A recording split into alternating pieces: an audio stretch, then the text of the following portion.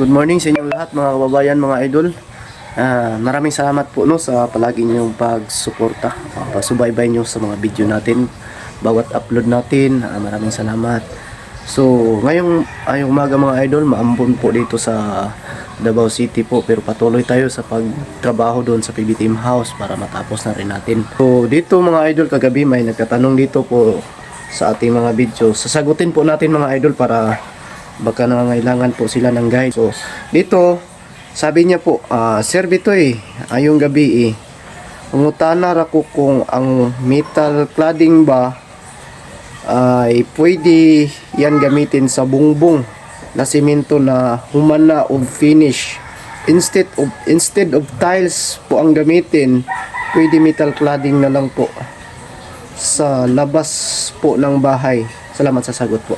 So sasagutin natin yan mga idol. So ang ibig sabihin po niya mga idol is gusto po niya lagyan ng disenyo yung sa labas po ng bahay niya. Pero po yung ginawa nila is na-finish na po yung bahay o kumbaga na-smooth na po or napalitadahan na po yung sa labas ng bahay. So instead daw na tiles po yung gagamitin is pwede ba daw yung metal cladding. So sasagutin natin yan. So idol, ang kailangan mo gawin dyan, suggestion lang naman to para sa akin po, sa aking karanasan. So ang metal cladding po mga idol is hindi po siya magandang gawin para maging disenyo po sa labas ng bahay na nakapinish na. Ang masasuggest ko lang, may mga disenyo na mas maganda pa dyan na pwede mong ikabit. Yung PVC WPC floated po. I-search mo lang yan sa YouTube, WPC floated, tapos samahan mo na lang po ng mga framing niya, end cap tulad ng mga ganyan. Tapos yan po, itanong mo sa mga panday mo kung alam ba nila kung paano ikabit. Sa tanong ko, sa alam ko, sa pagkakaalam ko niyan ay marami na pong nakakaalam sa pagkakabit niyang ganyan. So salamat at sana po ay nasagot natin yung katanungan. At mayroon pang isa dito. So may nagtanong pa rin dito si Bernabe Dumaran. Tanong niya, alin ang mahal, kahoy or tubular para sa division? Siguro para sa division ng kwarto or para sa mga division ng kanilang mga bahay, siguro to mga idol yung tanong niya. So ang tanong na ang sagot natin diyan mga idol is hindi rin siya kahoy or hindi tubular ang kung gusto mo makamura sa materialis na bibilhin mo. So ang gamitin mo diyan is metal stud na 2x3 or ang sukat niyan is 4 cm by 7.5 cm po. Yan po ang pinakamas mura na gagamitin. Pero kung gusto mo matibay siya kung tubular na 3x3 para mas makapal naman konti yung magiging partition mo. Para paglagay ng hamba is tamang-tama, sakto siya sa paglalagay. Pero kung gusto mo makatipid, yan po yung suggestion natin is metal stud tapos hardiplex. Yan po mas mura at matibay naman kasi subok na namin yan. Tanong po ni Marilyn Takahashi. Tanong ko lang sir, kung mahal po ba ang kontrata sa pagbubong at kisame sa bahay ng 40 by 30 square meter, katulad na gamit sa bahay ng Pugong Biyahero. So ang tanong niya po ay 40 by 30 square meter po, katulad po ng bahay sa Pugong Biyahero po, yung materialis na ginamit. So ang tanong niya ay mahal po ba ang kontrata nila sa 150,000 po yung kontrata. So sa akin po, kung labor materials po yan, tamang-tama lang po yan kung kasama po sa materialis yung bubong tsaka yung dingding. Pero kung hindi kasama yung bubong at saka dingding, labor lang po sa kanila, ay sobrang mahal naman po yung singil nila. So salamat po at sana po ay nasagot mga idol. At may nag-comment po dito kagabi sa video natin tungkol po dito sa bodega ng PB Team House na ginagawa natin. Ang tanong, ang sabi niya po dito is bakit sarado masyado ang bodega? Walang hanging makapasok at lalabas, mainit masyado. So ang sagot yan mga idol is hindi pa po natapos yung bodega tapos nag-comment na kayo. Kung nakikita nyo sa video kanina o kahapon sa mga last video ko, hindi pa nga nasarado yung bodega tapos sinasabi nyo na ah, mainit masyado or walang hangin o makapasok or masyadong sarado. So abangan nyo na lang siguro mga idol, mga kababayan, yung tapos na trabaho dyan sa bodega. Para at least makikita nyo kung ano talaga, kasi hindi pa masya natapos talaga totally ang bodega. So yan, sana po ay nasagot natin yan. At dito naman kay kaya mo na uba. So ang sabi niya, hindi ba yan lalagyan ng harang? Nasagot na siguro natin to. So ang ibig sabihin niya na yung ginagawa naming decking kahapon, na kinakabit namin dyan sa bandang tiris, hindi ba daw lalagyan ng harang?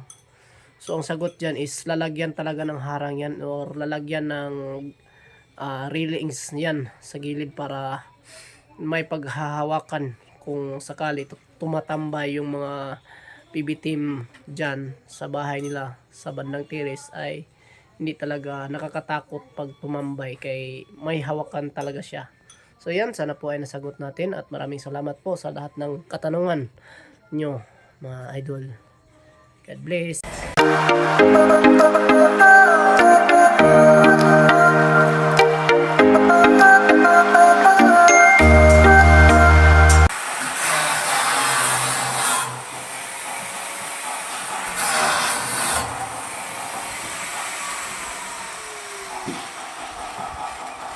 Ito na.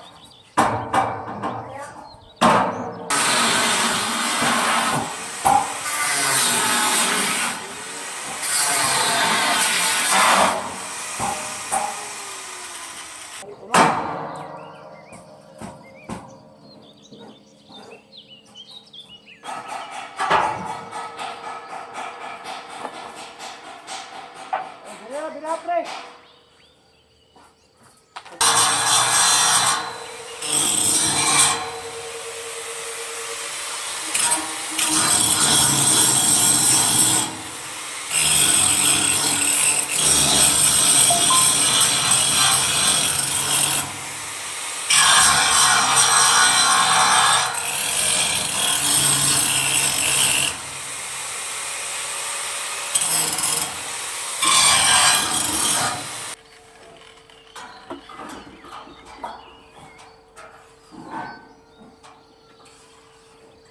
Yun.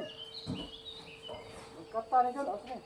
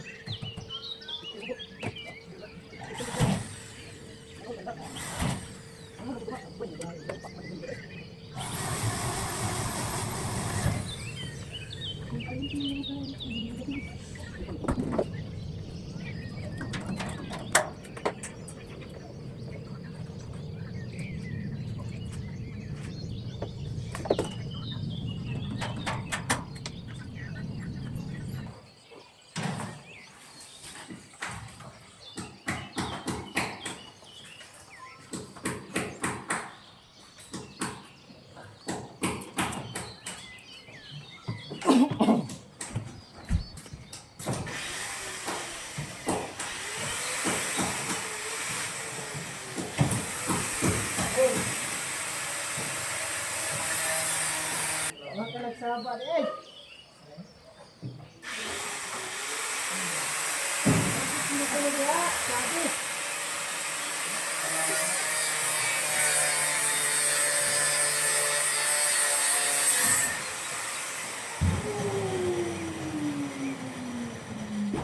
Hindi nagsawa eh, bubuya. Hindi ka man lang nagsabi na, nay, bubuya. Madami mo na palang nagawa dyan. Hindi ako.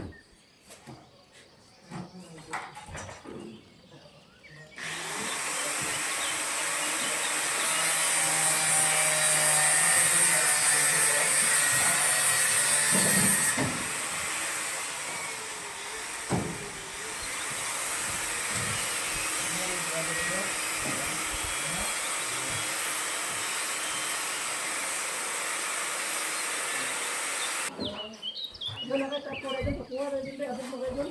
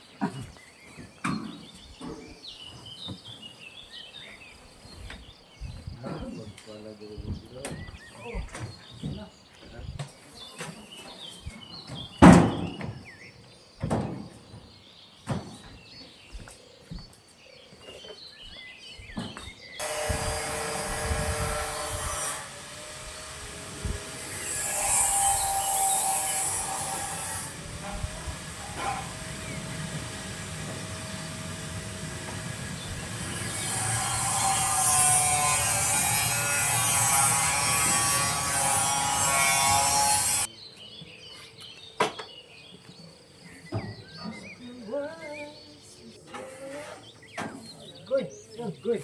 Iya kayo naman.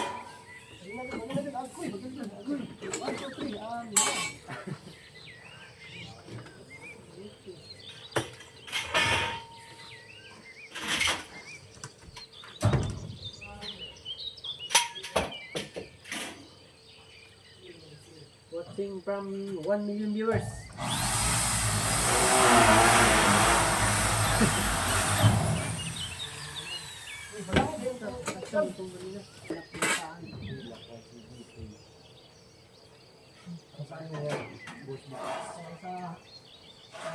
Lalagyan natin ng pagkain para hindi mabitay-bitay ba? Hindi mabitay-bitay ba? Ba't ka umiyak? Shout out daw, Boss Vitoy. Sir Vincent. Oy, salamat idol. Salamat kayo dyan palagi sa inyong ginagawa.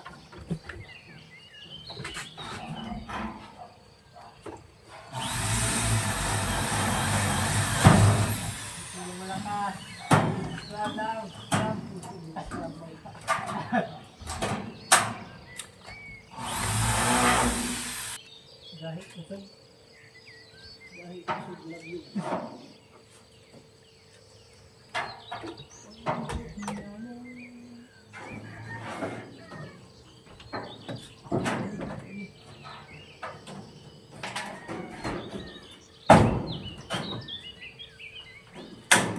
Ako na kayo. Sa 1,000 viewers na.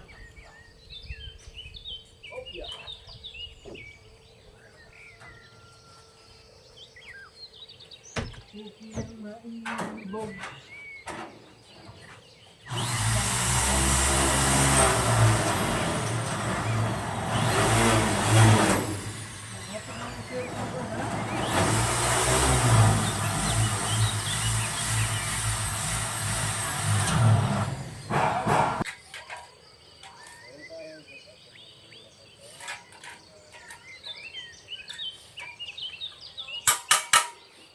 Workshop ya, mulai workshop. Ikaw na dayon. Ay mo baringan mo. Intro lang. Intro lang. Workshop mga idol.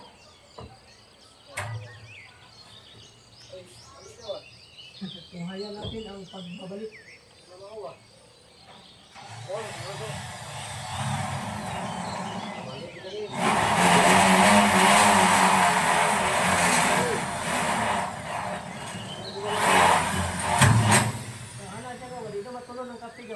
Matulong kape siguro ano yan. Minsan, pangyayan, paano po? Paano? Oo, ako magkinaharap. Hindi matulong mo kape yawan.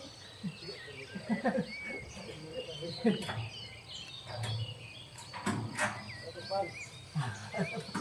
Pan, hagin, tinggan. Ano yun na siya agaw? Hindi. Huwag ka diyo, pati ka mo. Pulis video mga adid ah. Adod. Kaon tag mga adod sa adol. Bigaway mo ang sipol ba? Away ang sipol.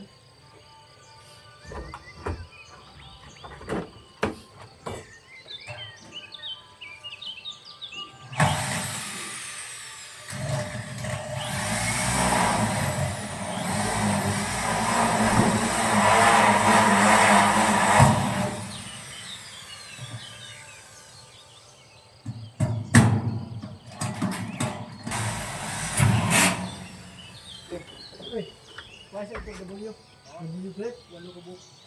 Walo wala. Yaman na lang kaya Idol, at update natin yung natapos natin dito sa ginagawa natin sa Kisame. Dito po sa labas. Ito, bandang labas sa Kisame dito sa may tiris po. Sinsya na po at sinisipon po tayo. Parang masama pong pakiramdam natin ngayon mga idol. Yan po. Yan. Ayan po ay manhole para sa taas. Lagyan natin ng manhole dito. At banda dun may nakapaglagay na po tayo ng framing dito para kinabukasan ay tuloy-tuloy na po ang trabaho natin dyan. So yan mga idol. Kasi grabing sipon natin. Tamaan tayo. Yan mga idol, shout out muna natin yung mga nagpapa-shout out sa ating video kagabi, no. So Daywani Osma from Bagoshero, Davao City. So kapitbahay ko ito. Shout out sa iyo idol and God bless always. Kay Joy Linggian from Bukidnon, shout out sa iyo dyan idol. Ingat kayo dyan palagi sa Bukidnon. And Bernabe Dumaran from Arasasan, Kagwait, Surigao. Shout out sa inyo dyan idol. Kagwait from Surigao, no. Barbie, ingat kayo dyan sa Surigao. Ang Evangeline Borromeo from Cavite City, shout out sa inyo dyan idol. Ingat kayo dyan palagi. Kay Idina Manteri, ingat kayo dyan. Idina Manteri, shout out sa inyo dyan. Ingat kayo palagi. OFW ng Gitnang Silangan, Argentina, shout out sa dyan idol. Lagi kayong magpakatatag sa buhay dahil sa ating pamilya. So shout out, ingat kayo dyan palagi. So yan, and thank you. Yan idol, update tayo sa natapos natin sa araw na ito, July 11, 2025, araw ng Biyernes po. So yan ang ginagawa natin kanina, yan, at dito sa baba papakita natin ang ginagawa nila. Grabe sipon natin mga idol. Ito lime ay hinukayan yung kwarto ni Nanay Lorna para at least mapag-flooringan na rin natin, masiminto na natin yan sa ilalim, at para unahin natin yung flooring bago natin i-finishing dito sa gilid, palitada. So yan ang update dito, at dito naman sa gilid kita natin.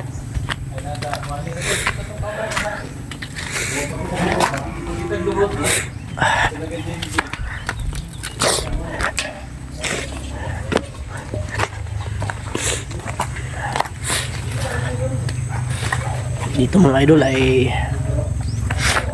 malapit na sila matapos. Natapos na pala. Tapos na pala nila dito na paligtadahan. Ayan o. Napakalinis na pagkagawa nila. So natapos na nila ito na paligtadahan dito. Ayan.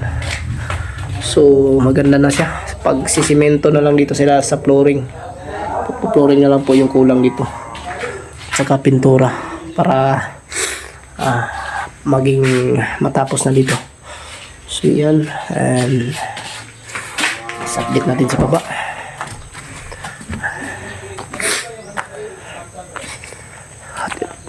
Grabing sipon natin mga idol, tinamaan tayo. Salamat muna tayo sa lahat ng palaging sumubaybay or sumuporta sa ating Bitoy Daily Mix Vlog, at sa mga bagong subscriber natin. Thank you ng marami sa inyo lahat. Bayan mga idol, and lalo na po sa ating mga sponsor sa PB Team. Ingat kayo palagi and God bless. Bye bye.